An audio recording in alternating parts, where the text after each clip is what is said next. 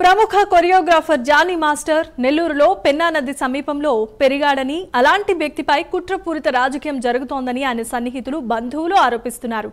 Johnny విషయంలో న్యాయం జరిగేలా చూడాల్సిందిగా కుటుంబ సభ్యులు, స్థానికులు కోరుతున్నారు. ఫస్ట్ జానీ మాస్టర్ ఈడ పుట్టి ఈడ పెరిగి ఈడ ఎదిగి నించిపోయి ఆడ ఎదుగుదల అయ్యాడు. అది చూడలేక కడుపుల మంటతో ఆ అమ్మాయి కావాలని చేస్తుంది. డబ్బు వల్ల వాళ్ళమ్మ నేర్పించి అమ్మ కూతురు ఇద్దరు కలిసి చేస్తున్నారు. జానీ మాస్టర్ పిల్లకాయలు అల్లాడుతున్నారు, భార్య అల్లాడుతుంది. వాళ్ళ పాపం అయితే తగలద్ది. ఆయన అయితే దోషి కాడు, నిర్దోషి ఆయన.